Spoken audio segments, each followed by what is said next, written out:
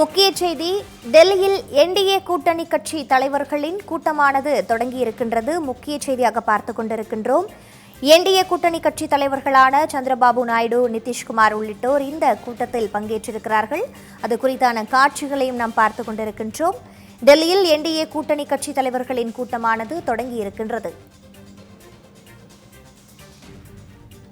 இந்த கூட்டத்தில் என்டிஏ கூட்டணி கட்சி தலைவர்களான சந்திரபாபு நாயுடு, நிதிஷ்குமார் உள்ளிட்டோர் பங்கேற்றிருக்கிறார்கள். அது குறித்தான காட்சிகளையும் நாம் பார்த்துக் கொண்டிருக்கின்றோம். டெல்லியில் தொடங்கி இருக்கின்றது என்டிஏ கட்சி தலைவர்களின் கூட்டம். டெல்லியில் என்டிஏ கூட்டணி கட்சி தலைவர்களின் கூட்டமானது தற்பொழுது தொடங்கி இருக்கின்றது. என்டிஏ கூட்டணி கட்சி தலைவர்களான சந்திரபாபு நாயுடு, நிதிஷ்குமார் உள்ளிட்டோர் இந்த கூட்டத்தில் பங்கேற்றிருக்கிறார்கள்.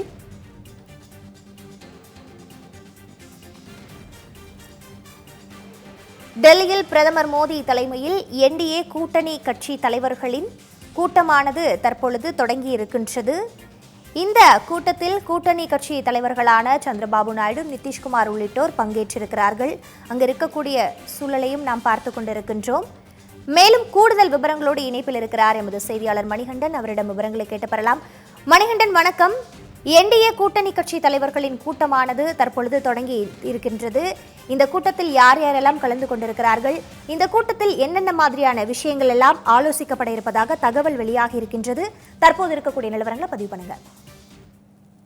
வணக்கம் பிரீதா. 2024 மக்களவை தேர்தல் முடிவுகள் நேற்று வெளியான அதையொட்டி தற்பொழுது டெல்லியில் உள்ள பிரதமர் நரேந்திர மோடியினுடைய இல்லத்தில் தேசிய ஜனநாயக கூட்டணி கட்சிகளுடைய கூட்டமானது தற்பொழுது தொடங்கி இருக்கிறது. இதற்கு முன்பாக பிரதமர் நரேந்திர மோடி டெல்லியில் உள்ள குடியரசுத் தலைவர் மாளிகைக்கு சென்று 17வது மக்களவை உடைய அந்த கலைப்பதற்கான கடிதத்தை வழங்கியிருக்கிறார். அதே போன்று 18வது மக்களவை தேர்தலுக்கான அந்த ஒரு கடிதத்தையும் கொடுத்து மக்களவை தேர்தல் முடிவை ஒட்டி உரிமை கோரும், அதாவது 18வது மக்களவை தேர்தல் உரிமை கோரும் அந்த கடிதத்தையும் குடியரசுத் தலைவர் திரௌபதி முர்முவிடம் கொடுத்திருக்கிறார். அதைத் தொடர்ந்தே தற்பொழுது இந்த கூட்டமானது தேசிய ஜனநாயக கட்சியுடைய கூட்டமானது தொடங்கியிருக்கிறது.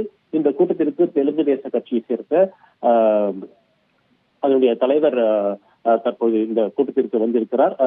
அவரது ஆதரவு கடிதத்தையும் தற்போது அவர் வழங்கியிருக்கிறார்.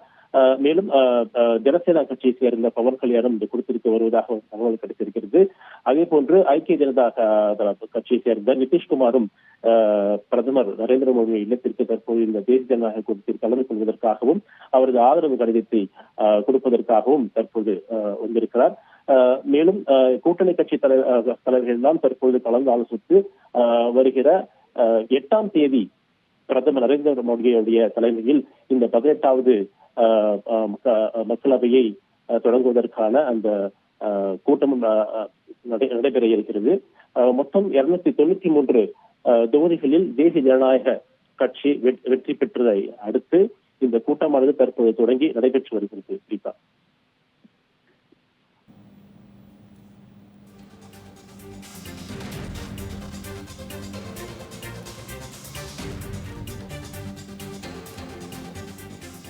மணிகண்டன், நீங்கள் குறிப்பிட்டது போலவே வருகின்ற 8ஆம் தேதி அன்று பிரதமர் மோடி பிரதமராக பதவியேற்க இருப்பதாகவும் தகவலானது வெளியாக இருப்பதை நாம் தொடர்ந்து பார்த்துக் கொண்டிருக்கிறோம். இதேபோன்று இந்த கூட்டத்தை தொடர்ந்து அடுத்தடுத்த நிகழ்வுகள் என்னவாக இருக்கும் என்ற விவரங்கள் ஏதேனும் கிடைக்கப்பெற்றிருக்கின்றதா? பதிவு பண்ணலாம்.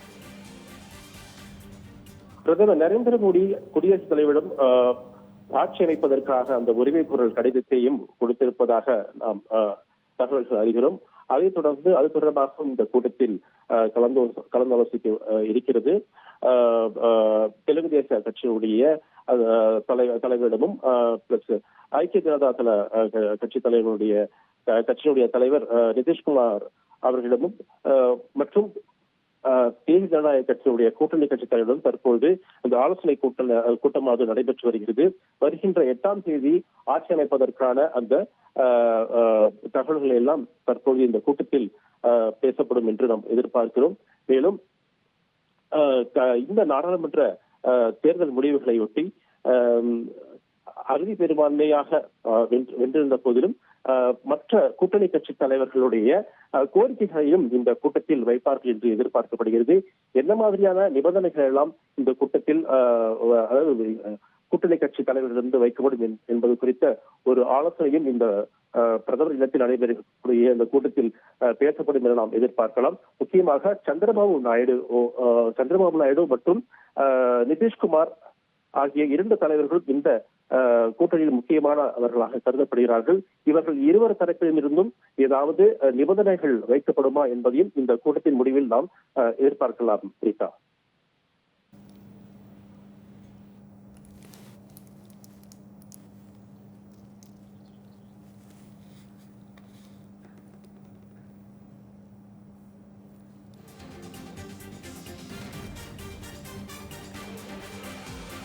தற்போது இருக்கக்கூடிய விவரங்களை வழங்கியமைக்கு நன்றி மணிகண்டன்.